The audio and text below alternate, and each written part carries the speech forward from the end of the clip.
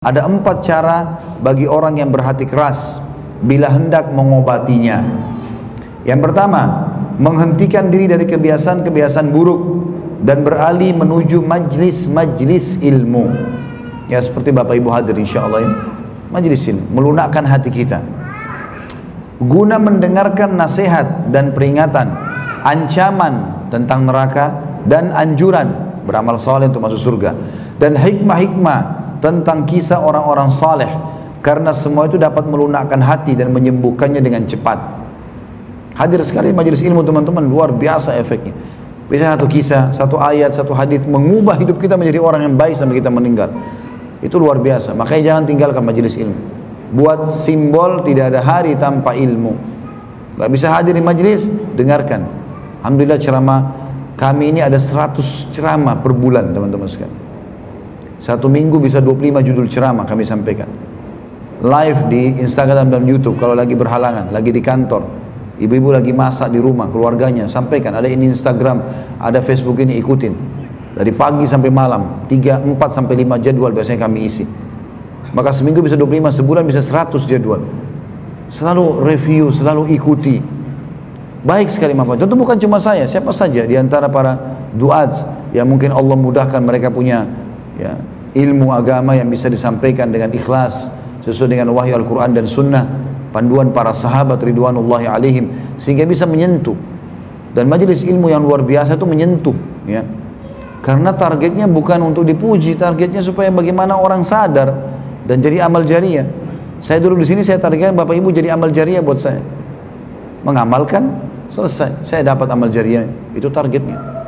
Bukan yang lain. Apa gunanya pujian orang? Untuk dikatakan ceramahnya bagus, ustaznya bagus, kecil sekali itu. Terlalu rendah. Tinggalkan keluarga, tinggalkan istri, tinggalkan anak, tinggalkan apa yang saya bisa bersantai di rumah hanya untuk dipuji oleh orang. Bodoh benar. Semoga Allah jauhkan. Niat kita bukan begitu. Majelis ilmu itu penting sekali. Apalagi majelis ilmu yang betul-betul baik. Niatnya mau menyampaikan kepada manusia hukum Allah, dengan berharap itu justru membantu si penyampai untuk mendapatkan derajat tinggi di surga. Maka itu besar sekali buat dia dan buat orang yang mendengarkan. Saran beliau, orang yang hatinya keras, yang pertama majelis ilmu. Yang kedua, mengingat mati, yakni seringkali mengingat suatu pemutus segala kelezatan, pemisah jamaah, kelompok, dan penyebab anak-anak menjadi yatim, sebagaimana diterangkan pada pembahasan yang lalu. Dikisahkan bahwa seorang wanita mengadu kepada Aisyah radhiyallahu anha tentang kekerasan hatinya. Maka nasihat Aisyah Ummul Mukminin radhiyallahu anha, sering-seringlah mengingat mati, niscaya hatimu akan lunak. Wanita itu melaksanakan nasihat tersebut sehingga hatinya benar-benar lunak. Akhirnya dia datang lagi untuk menyampaikan terima kasihnya kepada Aisyah radhiyallahu anha. Bahkan para ulama mengingat mati itu mengatakan mengingat mati itu bisa mencegah dari kemaksiatan, melunakkan hati yang keras, menghilangkan rasa bangga terhadap dunia, dan meringankan rasa derita dalam musibah-musibah di dunia. Nabi SAW pernah membuat kotak, pulang dari masjid habis sholat pakai tongkat beliau, buat kotak besar, anggaplah seperti meja ini. Lalu Nabi SAW mengatakan, ini kotak kehidupan manusia. Artinya ada batas hidup dia. Lalu beliau garis dari bawah lurus melewatin, memotong garis kotak itu terus sampai lewatin garis yang di atasnya, melewatin. Kata beliau sallallahu alaihi wasallam, apa ini perumpamaan yang sangat luar biasa. Ini angan-angan manusia melampaui garis hidupnya, semuanya mau dikejar gitu kan. Lalu Nabi SAW menarik dengan keras. Tadi itu cuma di garis biasa, ini enggak, dengan keras sampai beberapa tanah terbongkar. Beliau tarik dari sisi kanannya, kena garis kotak itu, kemudian memotong garis yang panjang tadi. Tapi beliau tidak lanjutkan sampai ke ujung, cuma di sini saja. Dan tanahnya banyak bongkar. Kata Nabi SAW, dan ini kematian yang akan memutus angan-angannya.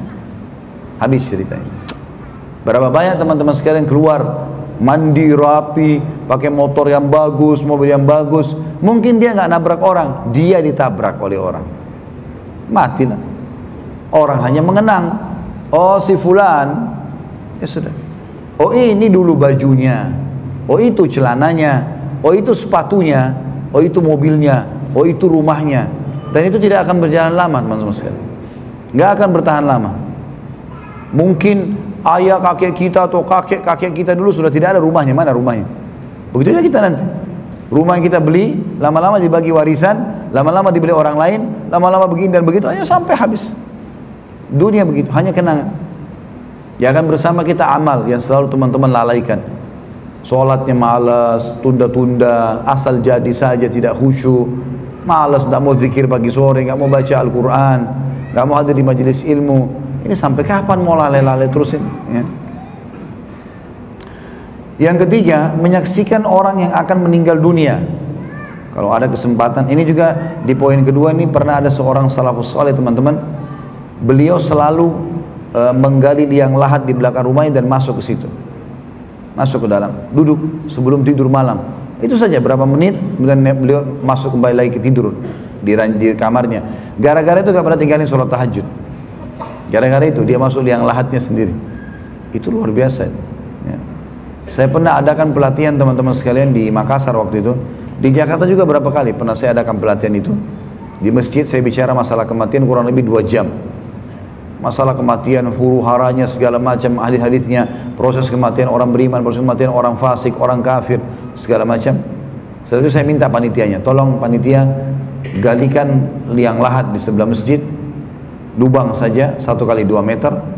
Kebetulan waktu itu masjidnya memang ada tanah, ya. Kayak ini kan mungkin padat dengan bangunan ya, tapi itu tanah ada. Saya minta geranda jenazah disiapin, saya minta kain kafan dengan seluruh perlengkapan jenazah juga disiapin. Habis selesai ceramah saya bilang, Bapak Ibu, ada kebetulan untuk di masjid yang saya tablik akbar, di lantai 2 ada perempuan akhwatnya, ada panitia akhwat. Sudah saya sampaikan sebelumnya ada pelatihan ini. Lalu saya bilang, Bapak Ibu kita akan coba ya, pelatihan menjadi jenazah 5 menit. Ada yang mau ikut? Ada satu bapak berdiri, saya Ustaz, baik. Bapak nanti naik di sini ada meja mungkin 2 kali dari ini ya, lebih besar dari ini. Di situ ditaruh kain kafannya oleh panitia. Saya bilang, Bapak nanti naik ke atas meja ya, ini kain kafan akan saya bungkus, akan kami bungkus badannya Bapak. Tapi saya minta satu, kalau Bapak sudah baik, tutup matanya, renungi Bapak sudah meninggal, seakan-akan sudah mati. Anggap kalau sudah mati lah, renungi seperti itu. Bisa Ustaz, baik. Nanti apapun yang saya ucapkan Bapak renungi. Baik Ustaz, naiklah dia. Begitu naik, baring, orang semua saksikan waktu itu. Ditutup, begitu subhanallah saya bilang tutup matanya Pak, dan renungi sekarang, anggap Bapak meninggal dunia. Pada saat panitia meletakkan kain kafan pertama kali sentuh pipinya Bapak itu, nangis dia. Ditutup mata, dia bayangkan dia mati, ditempel di pipinya, dia nangis. Kemudian ditutuplah, diikat sampai kakinya, diikat bagian perutnya, tangannya pun kami letakkan di atas dadah gitu kan, kiri di bawah dan kanan di atas. Lalu saya bilang, Pak, sekarang teman-teman panitia sedang membungkus jenazahnya Bapak, badannya Bapak ini. Bapak bahkan tidak bisa protes kepada panitia, jangan tangan kiri di bawah, tangan kanan aja, nggak bisa, ikut semuanya. Diikat kah, dilepas pakaiannya kah, semuanya sama. Bapak dengar di masjid ini, apapun hiruk-pikuknya, ada orang ngomong, ada orang ketawa, ada orang nangis. Kebetulan itu ada orang nangis di masjid, gara-gara lihat kejadian tersebut. Maka anggap itu di rumah Bapak pada saat Bapak meninggal dunia. Tapi Bapak nggak bisa protes, jangan ketawa, jangan nangis, jangan ngobrol, nggak bisa. Cuma bisa dengar. Sekarang Pak, renungi dan bayangkan semua tidak terkecuali, peluang amal saleh yang Bapak sia-siakan. Kesempatan sedekah nggak mau sedekah, kesempatan sholat duha nggak mau, sholat malam nggak mau, ke masjid nggak mau, puasa nggak mau, apa nggak mau, semua nggak mau. Dan Bapak butuh dengan pahala itu. Sekarang nyeselnya luar biasa karena nggak bisa perbaiki lagi. Dan bayangkan semua peluang dosa yang Bapak nggak sia-siakan, semua Bapak lakukan. Ada kesempatan bohong-bohong, zina, riba, nipu semua dibuat. Dan Bapak nggak sempat taubat, dan Allah akan hukum Bapak sekarang. Itu dia nangis Bapak itu. Luar biasa dia terisak-isak. Sampai banyak jemaah di masjid nangis waktu itu. Selesai saya bilang, Pak, jenazahnya Bapak kami akan angkat sekarang di geranda jenazah. Taruh di geranda. Resapi Pak. Tubuh Bapak tersentuh geranda ini resapi. Dan bayangkan bentuknya. Ya. Naiklah. Kemudian saya bilang sekarang kami akan bawa Bapak ke liang lahat. Kebetulan di sebelah kanan masjid waktu itu. Jalanlah. Begitu jalan saya bilang pakai mic, saya kembali ikut. Pak, ini detik-detik terakhir bapak bersama kami. Renungi itu. Jalan sampai ke sebelah masjid, liang lahatnya saya sendiri turun, saya buatin gumpalan tanah, lalu saya taruh di situ. Kemudian saya suruh turun, ayo kita turunkan, bapak jangan buka mata, turun. Kemudian turunlah, saya ikut pada saat itu, saya turun lalu diletakkan menghadap kiblat, gitu ya, seperti ke liang lahat apa adanya. Setelah itu saya bilang semua panitia keluar, tutup pakai kain, jadi gelap. Terus saya bilang, Pak, sekarang buka matanya. Kami sudah tidak ada di dalam liang lahat itu, dia sendiri bapak itu. Renungi, inilah tempatnya bapak sekarang, 1 kali 2 meter. Rumahnya bapak yang mewah, mobilnya yang mewah, keluarganya segala macam sudah nggak ada. Sekarang bapak sendiri. Sebentar lagi kami akan tutup kuburan ini dan bapak akan ditanya oleh malaikat tentang pertanyaan yang bisa menentukan bapak selamat atau tidak di akhirat. Sudah selesai, saya diamin mungkin sekitar setengah menit. Bilang, baik Pak, sekarang kami akan keluarkan bapak. Kita tidak tutup tentunya dengan tanah, kemudian dibuka kain tersebut, kita keluarkan, bantu dia. Itu tuh dia keluar dari liang lahat, teman-teman sekalian, sempoyongan bapak ini. Jalan kayak orang pusing itu. Saya pegang, saya bawa ke masjid, di depan mihrab begini, duduk melantai, untuk kami melantai. Terus saya bilang, Pak, ini mik, tolong ceritain ke jamaah bagaimana rasanya jadi jenazah 5 menit. Itu dia pegang mik, gemetar. Ustaz, saya tobat Ustaz, saya durhaka sama orang tua, saya nggak sholat, saya begini. Dia cerita keburukannya sambil nangis, sambil tutup mata, seakan-akan di masjid ini nggak ada orang. Mungkin kalau tidak terjadi itu tadi dia nggak mau ceritain, tapi dia sendiri cerita. Kita tidak minta cerita sebenarnya, cuma pengalaman dia rasakan. Dia merasa menyesal kenapa dia lakukan semua perbuatan itu. Udah selesai, orang kedua coba, orang ketiga coba, sampai 5-6 orang. Yang akhwatnya ada 1 orang yang coba di atas, ibu-ibu pingsan. Selesai. Saya tutup acara, saya mengatakan, Bapak Ibu sekalian, ini cuma pelatihan. Kita masih bisa pulang ke rumah loh. Tapi demi Allah, satu waktu Bapak Ibu dibungkuskan kafan tidak akan kembali. Sekarang masih ada kesempatan, masih bisa perbaiki kalau ada kesalahan ibadah yang kurang, masih bisa bertobat kalau punya dosa. Kesempatan. Jangan sia-siakan itu. Memang begitu teman-teman. Jadi mati itu bisa membuat kita jadi sadar tentang siapa kita, kenapa kita ada di muka bumi ini, pelanggaran kenapa harus kita segera bertaubat darinya, itu harus segera. Yang ketiga yang bisa melunakkan hati manusia selain majelis ilmu dan mengingat kematian adalah menyaksikan orang yang akan meninggal dunia. Kalau tadi kita mengantar jenazah itu, ya. Kalau ini enggak, kita menyaksikan kalau ada orang lagi mau sakarat dan kita kesempatan bisa datang melihatnya, itu bagus sekali. Ya. Dikatakan menyaksikan orang yang akan meninggal dunia, memperhatikan orang mati dan menyaksikannya ketika sedang sakarat, serta mengamati perubahan raut muka dan tubuhnya setelah benar-benar mati. Semua itu akan dapat memutus kerinduan hawa nafsu kepada kelezatan-kelezatan yang dapat melindungi dan dapat melindungi hati serta mengusir kesenangan-kesenangan amarahnya. Bahkan menahan pelupuk mata dari tidur, menahan tubuh dari bersenang-senang, dan membangkitkannya untuk terus beramal dengan lebih bersungguh-sungguh. Dikisahkan pula Al-Hasan Al-Basri rahimahullah pernah berkunjung kepada seseorang yang sedang sakit. Ternyata orang itu sedang dalam sakaratil maut. Al-Hasan melihat betapa susah dan pedih yang dialaminya. Maka dia pun pulang ke rumah dengan perubahan roman muka, tidak seperti ketika berangkat. Keluarganya menyapa, ingin makan, semoga Allah merahmatimu. Maka dia mengatakan, hai keluargaku, jawab Al-Hasan, kalian sajalah yang makan dan aku minum. Demi Allah baru saja aku melihat kematian yang untuknya aku berbuat selama ini, sampai aku mengalaminya sendiri kelak. Hasan Basri ini teman-teman dikenal dengan orang yang suka sekali mengingatkan kematian. Selalu setiap hari bahasanya, ingatlah mati, apalah, nasihatnya masalah itu selalu. Di antaranya beliau pernah ngantar jenazah, ada satu anak muda di sebelahnya. Hasan Basri sambil menasehati, sambil jalan sambil berzikir, berzikir, apalah ya, subhanallah, alhamdulillah, la ilaha illallah, Allahu akbar, seterusnya begitu ya, berzikir. Maka pada saat dia lagi berzikir, anak muda ini tanya, ya, kenapa anda berzikir? Hai imam ini kayak kita kiai, kenapa anda berzikir? Lagi ngantar jenazah, apakah ada perintahnya gitu kan? Maka kata Hasan Basri, wahai anak muda, berzikirlah. Ini bukan karena ngantar jenazahnya berzikir, tapi berzikirlah kamu. Kenapa? Karena yang sedang kita antar ini sudah tidak bisa berzikir.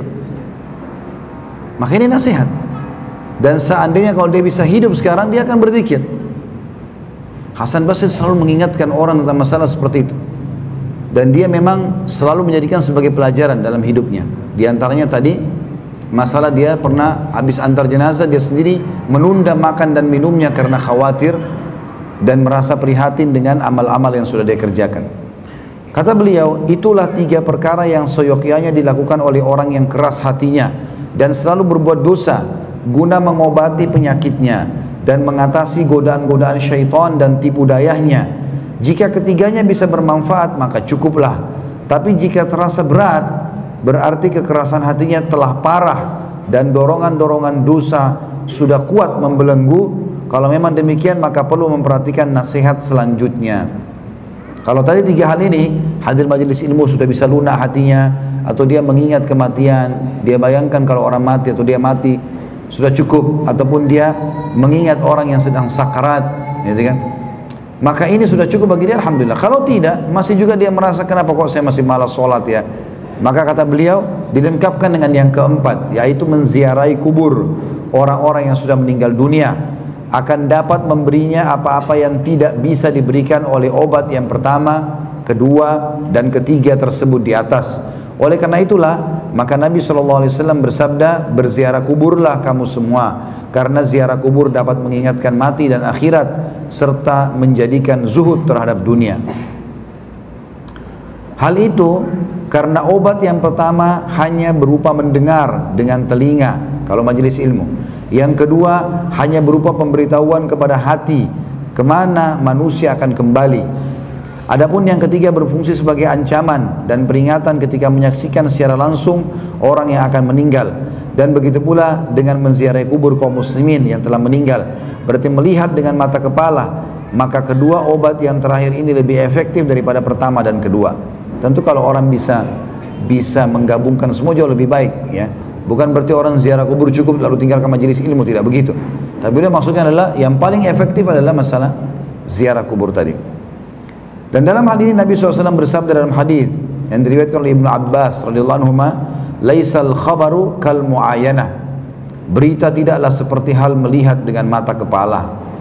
Kendaripun demikian, mengambil pelajaran dengan cara menyaksikan keadaan orang yang akan meninggal dunia tidak bisa dilakukan setiap saat.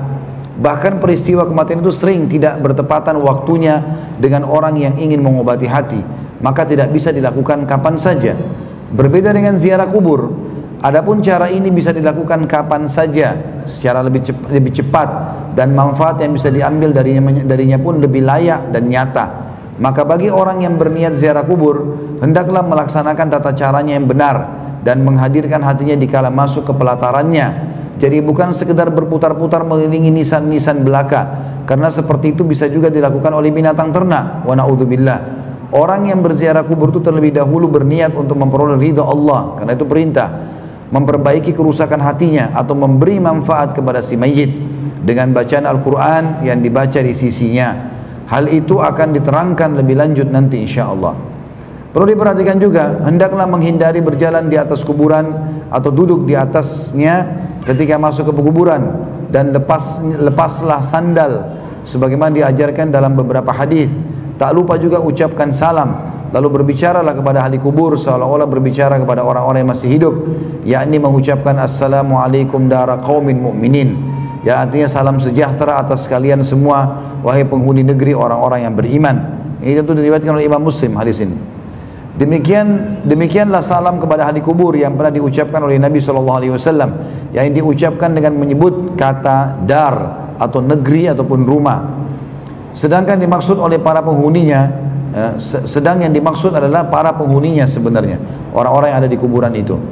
Maka dari itu beliau menyapa dengan ungkapan huruf kaf dan mim menjadi kum, ya. Assalamualaikum dara qaumin mu'minin.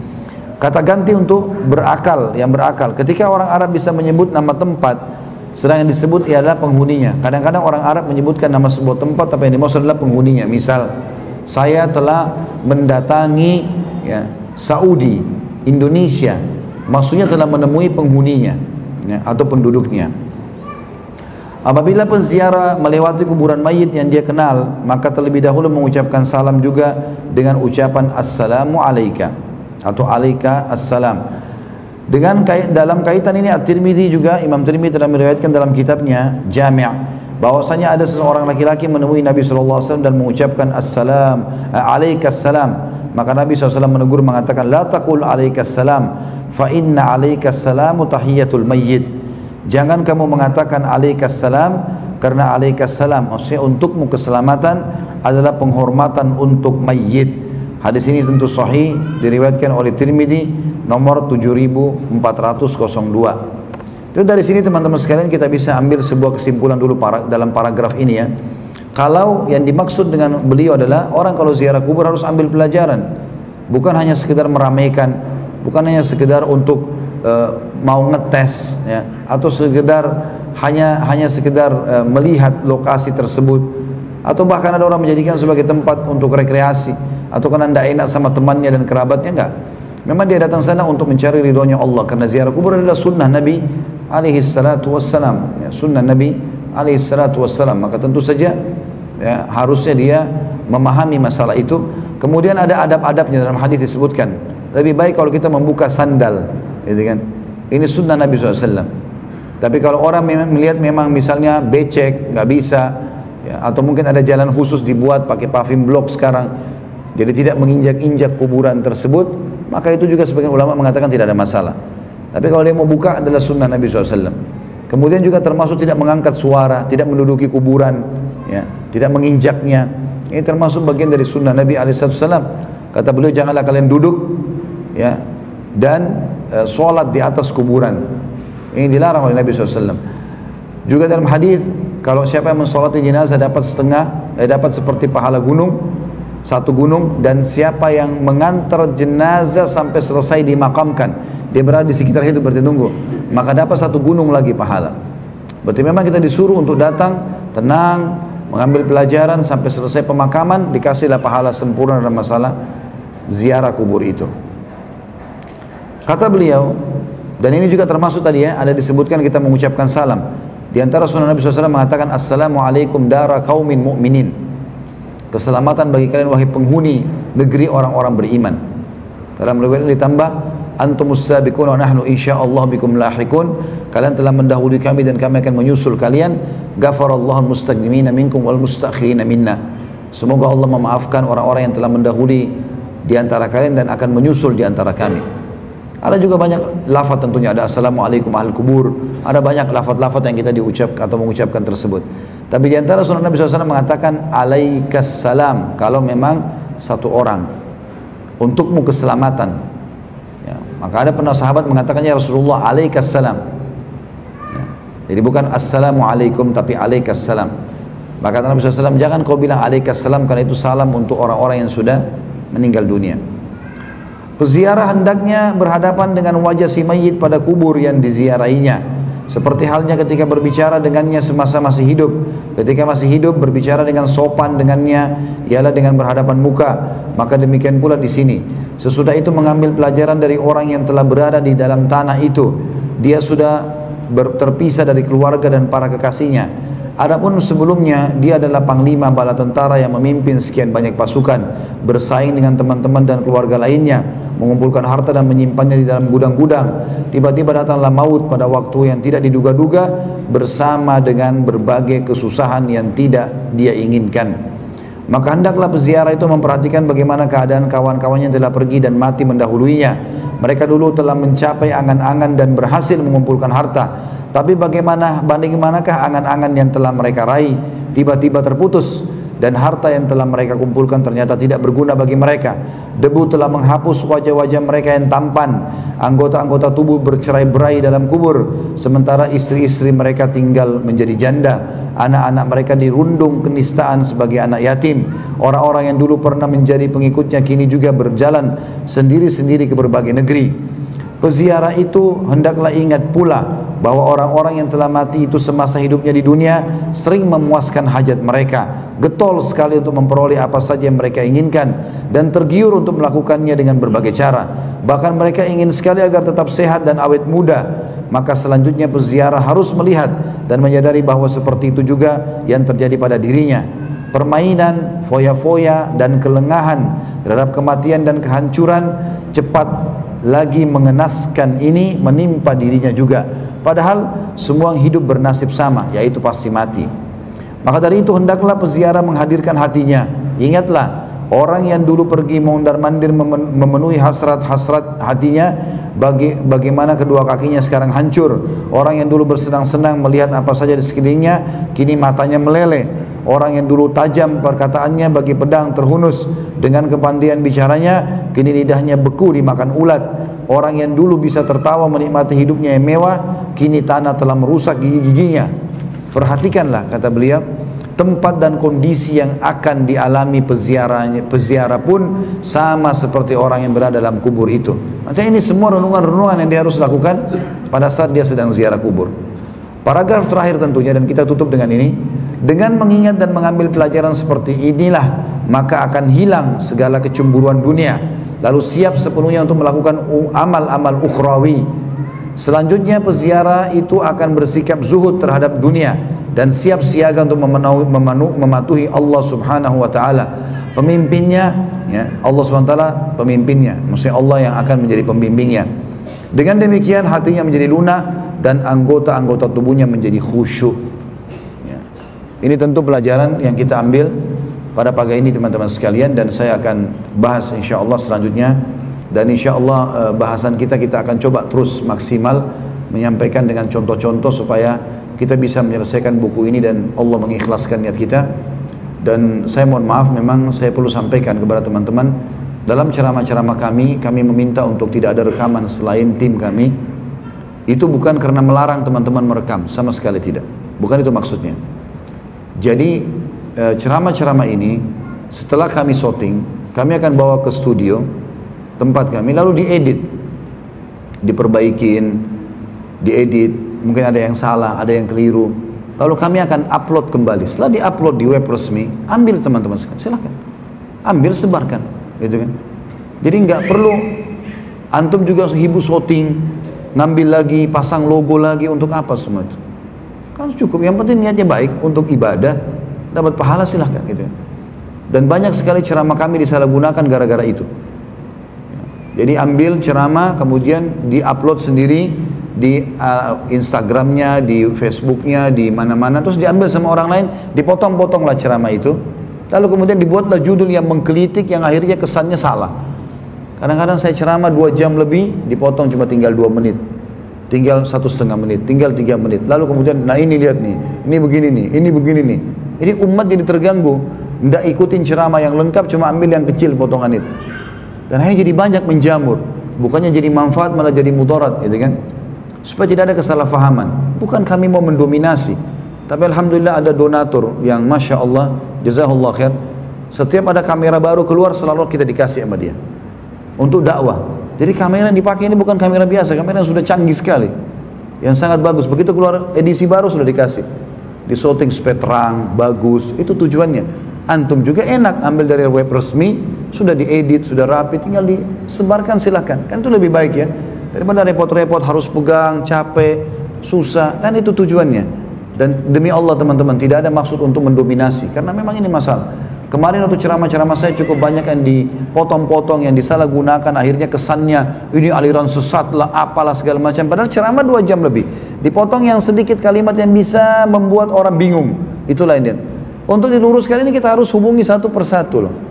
Kan banyak sekali. Bagaimana cara? Ini akhi, yang antum shooting itu hari tolong ambil sini, kasih ke kami diedit. Kan jadi repot ini. Maka mohon pengertiannya dan kerjasamanya teman-teman sekalian. Ini insya Allah tujuannya baik, tidak ada tujuan yang lain. Dan saya mengatakan, kami izinkan untuk menyebarluaskan ceramah ini, tapi jangan dikomersialkan. Kalau mau komersial cari yang lain teman-teman sekalian, jangan diceramah, biarkan aja. Gitu kan? Allahu a'lam, ini yang kami katakan. Subhanakallahumma bihamdika, asyhadu an la ilaha illa anta astaghfiruka wa atubu ilaik. Wassalamualaikum warahmatullahi wabarakatuh.